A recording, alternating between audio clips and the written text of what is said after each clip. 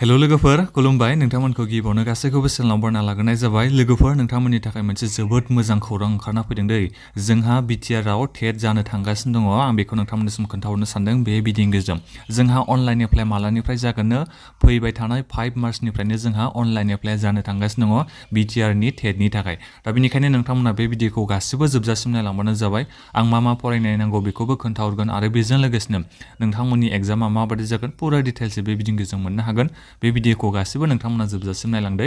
आरो बेजों लोगोसे मोनसे खोथा दे चेनेलाव बेबायदिनो आपडेट मोननो थाखाय अन्नानै जायफोर चेनेलाव गोदानै फैनाय अन्नानै चेनेलखौ साबस्क्राइब खालामबानो जाबाय BTR नि स्पेशल टेट होननानैथ' बेखौ बुंनो हानाय नङा नाथायबा बेखौ बुंनो हागोन जोङो special 6 schedule teacher eligibility test होननानै बेखौ नाम होदों दै नोंथांमोना बेखौ नायनो हागोन ना दा बे 6 शेड्यूल टीचर एलिजिबिलिटी टेस्टआ बबे जायगानि थाखाय जादों आं बेखौबो नोंथांमोननिसिम खोन्थाहरनो नागिरदों नै बाक्सा दङ चिरां डिमा हासाव क'क्राझार कार्बि आलं वेस्ट कार्बि आलं बिनिफ्राय उदालगुरि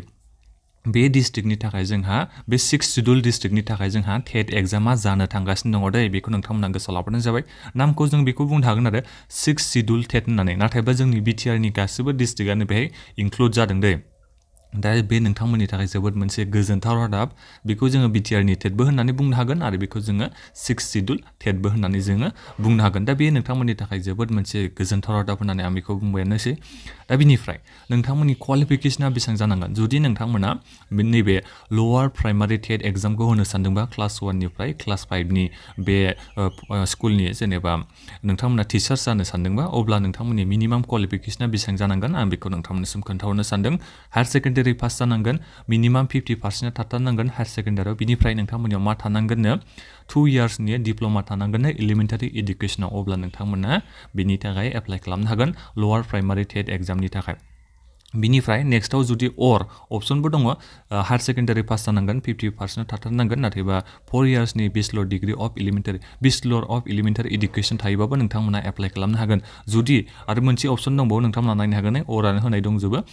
हायर सेकेन्डारि पास जानांगोन नाथायबा पार्सेन्टेजआ 50% जाखानांगोन बेखौ गासिबो नोंथांमोना मिथिखाबायानोसै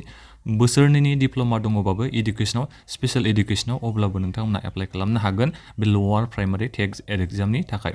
बिनिफ्राय नेक्स्टआव आरो मोनसे अपसन होनानै दंबावो जायफोर नोंथांमोना ग्रेजुएसन पास जाबाय ग्रेजुएसन ओमफ्राय डिप्ल'मा दङ एलिमेन्टारि एडुकेसनाव बोसोरनैनि अब्लाबो नोंथांमोना बे लवार प्राइमारिनि टेटनि थाखाय एप्लाइ खालामनो हागोन आरो अपसन दंबावो ग्रेजुएसन विथ एटलिस्ट 50% मार्क थानांगोन ग्रेजुएसनाव बेचलर अफ एडुकेसन जुदि BA दङबाबो नोंथांमोना बे लवार प्राइमारि टेटनि थाखाय एप्लाइ खालामनो हागोन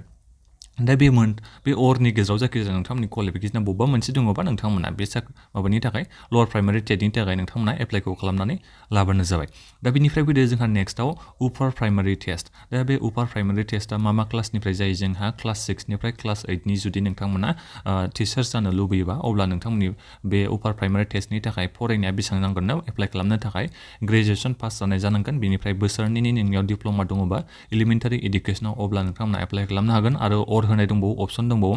एटलिस्ट 50% थानांगोन ना माबायाव नोंनि बे ग्रेजुएसनाव बिनिफ्राय नोंथांमोना नायनो हागोन पोस्ट ग्रेजुएसनाव नङाबा पोस्ट ग्रेजुएसनाव जुदि नोंना 50% मार्क्स दङबा आरो बेजों लोगोसे BA दङबा नोंथांमोना बे उपार प्राइमारि टेटनि थाखाय एप्लाइ खालामनो हागोन आरो अपसन दंबावो हायर सेकेन्डारि पास जानाय जानांगोन 50% थानांगोन बिनिफ्राय बोसोरब्रैनि नोंनाव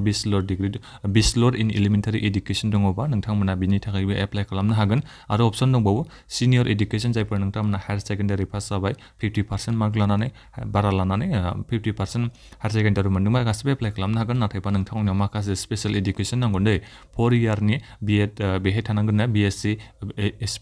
एडुकेसन थानांगोन बेखौ बेहाय खोन्थादों नोंथांमोना नायबानो जाबाय बेखौ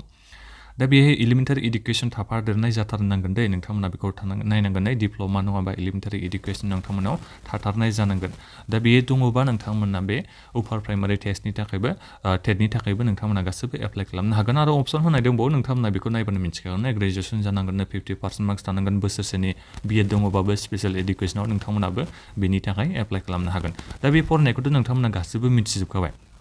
आरो नोंथांमोना सिगाङावनो जायफोर होखांबाय नोंथांमोनाथ' मिथिखागौआनोसै जोंहा बे टेट एग्जामनि थाखाय क्वालिफिकेसना माबायदि नांगौ बेहाय बारा माबा खोथा गैया दा बेहाय आं मेन खोथाखौल' नोंथांमोननिसिम दायो खोन्थाहरनो सानदों बेनो जाहैबाय जोंहा बे सिलेक्सन प्रसेसा माबायदि जागोन जोंनि बे एग्जामा माबायदि जागोन आं बेखौ नोंथांमोननिसिम खोन्थाहरनो सानदों जेरै जोंहा आसामनियाबो एखेयानोखा टेटनि सिलेक्सन प्रसेसा थिग बेबायदिनो बेहायबो जोंहा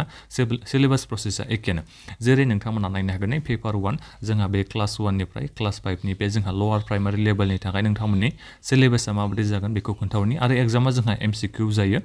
बिनिफ्राय साबजेक्टआ मा फरायनांगोन चाइल्ड डेभेलपमेन्ट एन्ड पेडागजि बेखौ नोंथांमोना फरायनांगोन बे कम्पालसरि साबजेक्टआ 30 कुइसन थागोन ना बिनिफ्राय मार्कआबो जोंहा 30 मार्क्स माने मोनसे कुइसननि थाखाय 1 मार्क दङ दे बिनिफ्राय लेंगुवेज 1 बे लेंगुवेज 1 आव नोंथांमोना बेहाय जायखिजाया मोनसे लेंगुवेजखौ नोंथांमोना सेलेक्ट खालामनो हागोन जेरै आसामिस दङ बेंगलि दङ बड' दङ हिन्दी दङ कार्बि दङ बेहाय माखासे साबजेक्ट दङ दा नोंथांमोना जों बड'बा नोंथांमोना बड'खौ सेलेक्ट खालामनांगोन लेंगुवेज 1 आव लेंगुवेज 1 नि थाखायबो जोंहा 30 मार्क्स थागोन 30 कुइसन दङ बिनिफ्राय लेंगुवेज 2 आ कम्पालसरि दे बे इंलिशआ गासिबनिबो थाखाय बेयो कम्पालसरि 30 कुइसन थागोन बेहायबो मार्कआ जोंहा 30 मार्क्स मैथमेटिक्स थागोन बेबो कम्पालसरि साबजेक्ट बेखौ नोंथांमोना होखानांगोन 30 कुइसन थागोन 30 मार्क्स थागोन इनभाइरनमेन्टेल स्टाडिज कम्पालसरि साबजेक्ट बेबो 30 कुइसन थागोन मार्कआबो जोंहा 30 दङ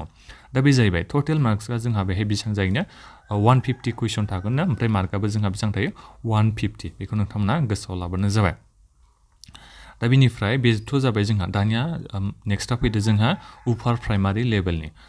क्लास 6 निफ्राय जायफोर 8 नि टिचार जानो सानदों नोंथांमोननि थाखाय सिलेबासा माबायदि जागोन ना नोंथांमोना टेटखौ पास जानांगोन बे एग्जामखौ होनानै दा बेखौ आं खोन्थाहरनो मा साबजेक्टखौ नोंथांमोना फरायनांगोन चाइल्ड डेभेलपमेन्ट एन्ड पेडागजि बेखौबो नोंथांमोना फरायनांगोन बे कम्पालसरि खादे बिनिफ्राय लेंगुवेज 1 आथ' आं बुंखाबायनोसै नोंथांमोना जायखिजाया नैबे होनाय लेंगुवेजनि गेजेराव मोनसे सेलेक्ट खालामबानो जाबाय बिनिफ्राय लेंगुवेज 2 इंलिश कम्पालसरि बिनि थाखायबो जोंहा मार्कआ एखेयानो बेहाय 30 कुइसन दङ मार्कआ जोंहा 30 मार्क्स दङ बिनिफ्राय नैबे नायनो हागोन दे नोंथांमोना 4 नाम्बारनियाव मा होनदों मैथमेटिक्स एन्ड साइन्स टिचार्स जुदि जायफोर बिथांमोना मैथमेटिक्स आरो साइन्स टिचार्स जानो सानदोंबा नोंथांमोननि थाखाय माखासे जोंहा for mathematics and science teacher mathematics and science माने जायफोर मैथमेटिक्स आरो साइन्सनि टिचार जानो लुबैदों बिथांमोननि थाखाय जोंहा कुइसन फैगोन ना मैथमेटिक्स आरो साइन्सनिफ्राय गासै कुइसना बेसेबां थागोन 60 MCQ थागोन बिनिफ्राय मार्कआबो जोंहा 60 मार्क्स माने 1 कुइसननि थाखाय 1 मार्क दा बिनिफ्राय नेक्स्टआव फैदोलाय जोंहा बेयो कम्पालसरि नङा दे जायफोर बिथांमोना मैथमेटिक्स आरो साइन्सनि टिचार जानो सानदोंबासो बेखौ नोंथांमोना होनो नांगोन दे ओमफ्राय जायफोर ससियेल साइन्स एबा स्टाडिसनि टिचार जानो सानदोंबा नोंथांमोना ससियेल साइन्स स्टाडिसनि माखासे कुइसनखौ नोंथांमोना एटेम्प्ट खालामनांगोन माने नोंथांमोना एग्जामखौ होनो नांगोन दे 60 कुइसन थागोन बेहाय 60 मार्क्स थागोन बेखौ नोंथांमोना गोसोआव लाबोनो जाबाय फर एनि आदार टिचार नाथायबा जायफोर बिथांमोना बे ससियेल साइन्स स्टाडिस एबा साइन्सनि टिचार जानो सानाखै एबा मैथमेटिक्स एबा साइन्सनि टिचार जानो सानाखैबा नोंथांमोना बे एग्जामखौ होनांगौनि गोनांथि गैया नाथायबा सियाव होदों 4 नाम्बारनि सायाव फर एनि आदार टिचार नाथायबा जायखिजाया साबजेक्टनि टिचार्सआव नोंथांमोना एखेनो आइदार फर ए आइदार अर फर बी माने नैबेनि गेजेराव जायखिजाया नोंथांमोना मोनसे नङा मोनसे सेलेक्टखौ खालामनो नांगोन माने नोंथांमोना मैथमेटिक्स एबा साइन्सनि टिचार जानो सानदोंबा बेखौ सेलेक्ट खालामदो नङाबा जायफोर ससियेल स्टाडिसनि टिचार जानो सानदोंबा नोंथांमोना बे मोनसे अपसनखौ सेलेक्ट खालामनांगोन बे मोननैनि गेजेराव नोंथांमोना सेलेक्टखौ खालामनांगोन होनदों बेहाय दा बेखौथ' गासिबो नोंथांमोना मिथिखाबाय जानांगौ मोनसे कुइसननि थाखाय जोंहा बेसेबां मार्क थागोन 1 मार्क थागोन दा बिनिफ्राय डिउरेसन जोंहा दा मेन खोथायानो जाहैबाय जोंनि बे एग्जामा बेसेबां समनि थाखाय जागोन 2 घन्टा 30 मिनिट नोंथांमोना एग्जामखौ होनो थाखाय मोनगोन बेखौ नोंथांमोना नायनो हागोन 2.5 hours होननानै बेहाय लिरनानै होदों दै दा बेखौ नोंथांमोना होनो नांगोन एग्जामखौ बिनिफ्राय मिनिमाम मार्क्स फर क्वालिफाइं एन्ड टेट दा बेहाय बुंदों आरो जुदि नोंथांमोना बे टेटखौ पास जानोबा नोंथांमोननि थाखाय क्वालिफिकेसन मार्कआ बेसेबां जानांगोन बेखौ बेहाय खोन्थादों ए केन्डिडेट इज रिक्वायर्ड टु स्कोर 60% मार्क्स मोनथारनो हानांगोन माने 60% माने 150 आथ' जोंहा टोटेल मार्क नालाय बे 150 नि गेजेराव नोंथांमोना मा 90 मार्क्सखौ मोनथारनो नांगोन नोंथांमोना जुदि बे टेट एग्जामखौ क्वालिफाइ जानोबा बेखौ गोसोआव लाबोनो जाबाय नाथायबा मोनसे खोथा दे जोंहा रिलेक्सेसन होनाय दङ however for SC ST hills ST plains OBC बिथांमोननि थाखायबा मा मोनसे रिलेक्सेसन होनाय दङ 5% रिलेक्सेसन होनाय दङ अब्ला जोङो जायफोर ST जों बर'फ्रा बांसिनानो ST जायो ST प्लेन ST हिल्स जायो दा बेहाय 150 मार्क्स दङ जों ST फोरा जुदि 83 मार्क मोनबाबो नोंथांमोना क्वालिफाइ जानो हागोन माने 83 बारबाय अब्ला नोंथांमोना टेट एग्जामखौ पास जाबाय होनना नोंथांमोना पास जानो हागोन बेखौ बेहाय लिरनानै होखादों दै नोंथांमोना नायनो हागोन नै आउट अफ 150 83 मोनोबा नोंथांमोना बे ST जायफोर नोंथांमोना ST SC ST प्लेन बेहाय गोलैयोबा नोंथांमोना क्वालिफाइ जानो हागोन बेहाय खोन्थादों आरो बेजों लोगोसे आं बेखौ खोन्थाहरनो बावदों नोंथांमोना बे नेगेटिभ मार्किं गैया there will be no negative मार्किं ना बेहाय माने नेगेटिभ मार्किं गैया दै नोंथांमोना बे एग्जामाव जेनेबा गासिबखौबो नोंथांमोना लिरनानै फैनो हागोन नाथायबा बेहाय जुदि रं एन्सार जायोबा बेहाय नोंनि मार्कनिफ्राय जेबो माइनास खालामा दा बेनिखायनो नोंथांमोना गासिबो माने एग्जाम हैनो थाङोबा नोंथांमोना गासिबो कुइसननि एन्सारखौ होनानै फैबानो जाबाय सेलेक्ट खालामनानै फैजोबबानो जाबाय कारेक्टबो जाफ्लांनो हागौलायदां आरो बेहाय जोंहा नेगेटिभ मार्किंबो गैखाया नालाय दा बेखौ गासिबो नोंथांमोना मिथिबाय जानांगौ सेन्टार अफ एग्जामिनेसन दा एग्जामा जोंहा बबेयाव जागोन आं बेखौबो नोंथांमोननिसिम एसे खोन्थाहरखानो सानदों जेरै सेन्टारखौ जुदि नोङो क'क्राझाराव होनो सानदोंबा एप्लाइ अनलाइन खालामनाय समाव नोंथांमोना 1 होनांगोन सेन्टार डिस्ट्रिक्ट क'डखौ 1 होबानो जाबाय बाक्सायाव जुदि नोंहा बाक्सानिबा जेनेबा बाक्सायाव एग्जामखौ होनो सानदोंबा बाक्सानि थाखाय 2 होनांगोन उदालगुरिनि थाखाय नोंथांमोना सेन्टार डिस्ट्रिक्ट क'डखौ मा होनांगोन 3 होनांगोन दिमा हासावबा नोंथांमोना 4 होनो नांगोन कार्बि आलंबा नोंथांमोना 5 होनांगोन वेस्ट कार्बि आलंबा नोंथांमोना मा होनांगोन 6 होनो नांगोन दे दा बे जोंहा माखासे एग्जामनि सेन्टारफोरा दा बिनि गेजेराव नोंथांमोना जायखिजाया मोनसे गावनि सुबिदा बायदि नोंथांमोना सेलेक्ट खालामनानै एग्जामखौ हैबानो जाबाय बे जायगायाव थांनानै दानिया फैदो जोंहा बे अनलाइन एप्लाइ मालानिफ्राय जागोन ना जोंहा अनलाइन एप्लाइआ जाहैबाय फैबाय थानाय मार्च गैलानोसै दिनै 1 थारिख जाबायानोसै 5 मार्चआव जोंहा अनलाइन एप्लाइआ जानो थांगासिनो दङ अनलाइन एप्लाइ 5 मार्चनिफ्राय जागोन बिनिफ्राय जोंहा अनलाइन एप्लाइ माला जोबफैगोननो मार्चनि 25 थारिखआव जोंहा अनलाइन एप्लाइ जोबफैगोन दे आरो बेजों लोगोसे एडमिट कार्डआ माला ओंखारना फैगोननो जोंहा एप्रिलनि 15 थारिखआव ओंखारना फैगोन एडमिट कार्डआ माने बैसागुआव जोंहा मा एडमिट कार्डआ ओंखारना फैगोन डेट अफ एग्जामिनेसन एग्जामा माला जागोन बेखौ बेहाय होखादों दा बेनिखायनो नोंथांमोना मा खालामनांगोन दानिफ्रायनो गोसो होनानै एसे फरायखाथारनांसिगोन दै डेट अफ एग्जामिनेसन जोंहा माला जागोन एग्जामा माला जागोन 30 एप्रिलाव जोंहा बे टेटनि थाखाय 6 शिड्युल टेटनि थाखाय जोंहा एग्जामा माला जागोननो 30 एप्रिलाव जोंहा एग्जामा जानो थांगासिनो दङ दा बेयो रिशिड्युलबो जानो हागौ नाथायबा बेहाय माबा गैया जेनेबा रिशिड्युल जानोबो हागौ जायाबो जानो हागौ नाथायबा बे डेट होनाय बायदिबा जोंहा एप्रिलनि 30 थारिखआव एग्जामा जानो थांगासिनो दङ दा एप्रिल मासावथ' जोंहा बैसागुनि गोबां नोंथांमोना रंजागोन मोसागोन दा बेहाय नोंथांमोना एसे नायनांसिगोन आरो एग्जामाथ' जोंहा बैसागु समावनो जाबाय नालाय दा बिनिखायनो नोंथांमोना गोसो होनानै दानिफ्रायनो फरायखाबानो जाबाय एग्जामा आरो समानो गैया माथ्र' नोंथांमोना सानना लादो मास मोनसेल' नोंथांमोना एग्जामनि थाखाय थियारि खालामनो हासिगोन दा बेनिखायनो एसे गोसो होनानै फरायबानो जाबाय ओमफ्राय